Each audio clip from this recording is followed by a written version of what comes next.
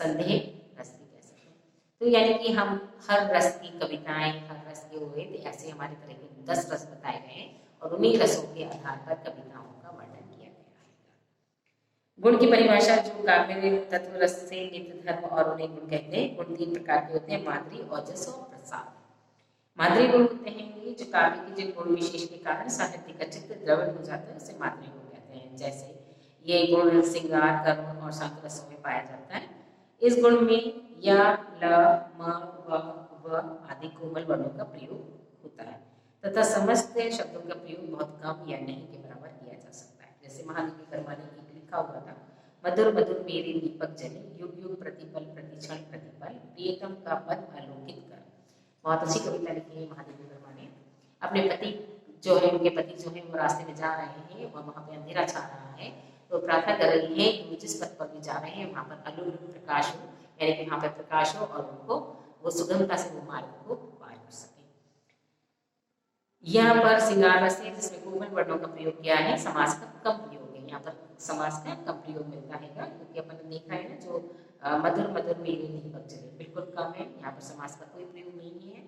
युग युग प्रतिपल प्रतिक्षण प्रतिपल, प्रीतम का पद आलोकित करे। उनका कहने का यह है, युग युग युग जब तक प्रीतम है, जब तक प्रीतम के साथ जब भी वो जिस पद पर चले वहां पर दीपक की रोशनी आलोकित हो और उनको रास्ता प्रकाश दिखाती हुई उनके मार्ग में कभी भी बाधा न आए।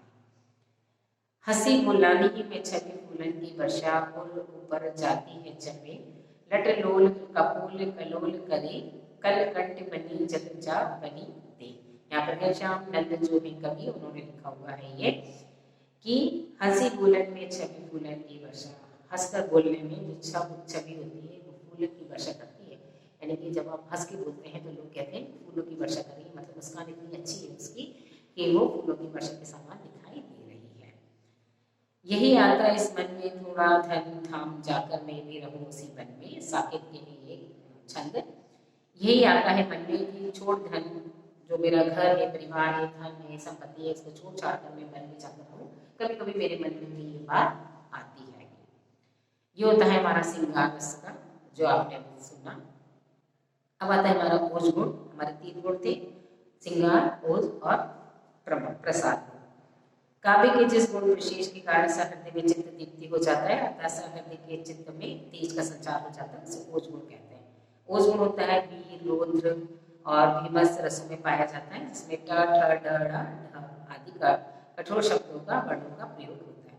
लंबे लंबे सामाजिक शब्दों का प्रयोग इनमें होता है। ओज गुण की प्रकृति मांद्रे से भिन्न होती है। जैसे अमर राष्ट्र, उद्दंड राष्ट्र, उन्मुक्त राष्ट्र ये मेरी बोली, ये सुधार समझौता वाली मुझको भाती नहीं ठिठोली। माखनलाल चतुर्वेदी का है ये कविता। तो इसमें आपको समझ में आया कितने बड़े बड़े ओजस गुण हैं, यानी वीरता से भरपूर है, जिसमें वीरता उत्साह है, ये वाले शब्द यहाँ पर यूज किए जाते हैं ओजस गुण रस में। तो यहाँ पर है अमर उद्दंड राष्ट्र, यानी कि हमारा जो अमर राष्ट्र है वो बड़ा विशाल है। उन्मुक्त राष्ट्र ये मेरी बोली है। मैं चाहता हूँ कि जो मेरा राष्ट्र है वो उद्दंड ना होकर मुक्त हो, यानी कि हर तरह से स्वतंत्र हो। और ये सुधार समझौते वाली मुझको बाती नहीं ठिठोली, ये सुधार जो है समझौते वाली बोली है, जो ठिठोली है, बात करने का ढंग है, वो मुझे नहीं सुहाता है। इसमें टा शब्द वर्ण का तथा शब्द युक्त वर्णों का अधिक प्रयोग किया गया है। लंबे समास के प्रयुक्त हुए हैं, इसको पढ़ते ही चित्त उच्चेजित होता है। इन पंक्तियों में वीर रस, इसलिए निम्नलिखित उदाहरणों को समझे। जैसे भूषण ने लिखा हुआ है, ये 12th क्लास का एक है कविता जो है वो भूषण की है, क्योंकि 10th में भूषण नहीं है इसलिए मैं बता देती हूँ ये वाली, क्योंकि वीर रस है।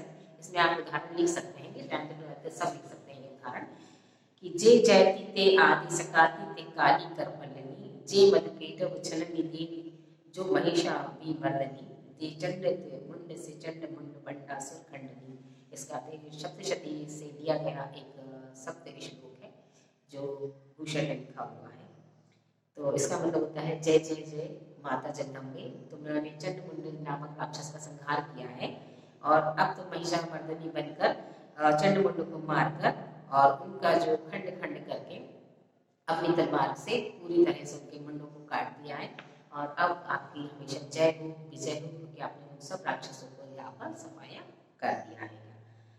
सुभद्रा कुमारी चौहान ने लिखी हुई है कि सिंहासन के लूटे राजवंशों ने मुक्ति तानी थी, फिर से बूढ़े भारत में भी आई फिर से नई जवानी थी, खूब लड़ी मर्दानी वह तो झांसी वाली रानी थी। यहाँ पर भी उन्होंने बहुत अच्छा वर्णन किया है सुभद्रा कुमारी चौहान ने कि सिंहासन ही लूटे राजवंशों ने मुक्ति तानी थी। गुस्से में जितने भी राजा महाराजा थे उनकी झांसी ली हुई थी।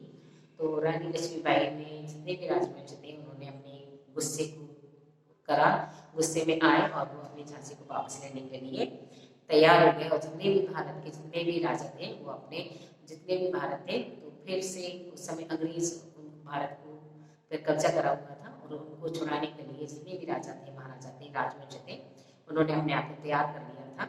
और उसको कहने का अर्थ ये होता है कि बूढ़े भारत में भी फिर से आई जमाने थी। वहाँ पर जितने भी राजा महाराजा थे उस साथ खड़े हो गए थे। तो उस समय निढाल हो चुका था भारत, क्योंकि पूरा अंग्रेजों का राज उस पर स्थापित हो चुका था और वो कुछ भी नहीं कर पा रहे थे। लेकिन अपने भारत को लेने के लिए, अपनी आज़ादी को पाने के लिए वो फिर से राजा महाराजाओं ने अपने सिंहासन से उठे और तलवारों से ऊपर आक्रमण कर उनको अपने वापस भारत को जीतने में सफल होने के लिए उन्होंने तैयारी की।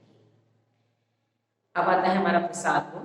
काव्य के जिस गुण विशेष के कारण संकृति का चित्त व्यापक हो जाता है अतः हृदय के चित्त में अर्थ पूरे रख जाता है, उसे प्रसाद गुण कहते हैं। ये गुण प्राय सभी रसों में पाया जाता है। ये गुण ऐसी रचनाओं में पाया जाता है जिसके सुनने या पढ़ने मात्र से उसका अर्थ सहज ही समझ में आ जाता है।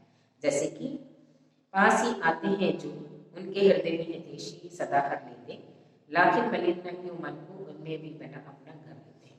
कुछ लोग ऐसे होते हैं कि लाख कोशिश करने के बाद भी दोस्ती कर लेते हैं और उनका जो बात करने का ढंग होता है वो दिल में उतरता जाता है और फिर वो अनायासा ही हमारे ऐसे दोस्त बन जाते हैं जिनके हित के लिए हम कोई कार्य कर सकते हैं। इस कविता में कवि ने हितैषियों के स्वभाव का वर्णन किया है और कहा है कि हितैषी लोग लोगों की हृदय में अपना स्थान बना लेते हैं और सबके लिए प्रिय बन जाते हैं। बात बिल्कुल सही है। जब हम बहुत अच्छे से बहुत प्यार से बोलते हैं तो हमारे जो हृदय होता है, जो हमारे दोस्तों के लिए होता है, वो वहाँ पर हमेशा सदा बने रहते हैं। उनकी यादें, उनकी बात, उनका रहने का ढंग, सारे हमारे दिल में इस रहता है और हम उन यादों को सही से रख सकते हैं। जैसे रहीम ने लिखा है कि रही मन में नर मर चुके जो कहे मांग न चाही, उनसे पहले वो हुए जिन मुँह को निस्कत नाही।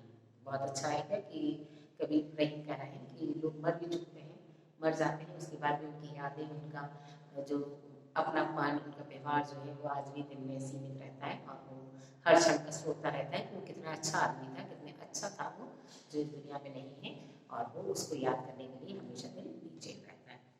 बालकृष्ण बैरागी कहते हैं कि आशीषों का आंचल भरकर प्यारे बच्चे लाई हो, युग जनी में भारत माता द्वार तुम्हारे आई हो। यहाँ पर बालकृष्ण बैरागी जो है वो कहते हैं कि जो बच्चे हैं, जो भारत के बच्चे हैं, भारत माता कहती है कि आशीषों का आंचल भरकर मैं आप लेकर आई हूँ और जो तुम्हारा मेरा जो आंचल है वो हमेशा तुम्हारे ऊपर रहेगा, उसमें तुम कभी भी घबराना नहीं और अपना काम सदा करते रहना। ये तो आपने बालकृष्ण बैरागी और ये सारी चीज़ें की आपने कविताएं पढ़ी और सुनी और आप इसको आप नोटबुक में आप लिख लीजिए।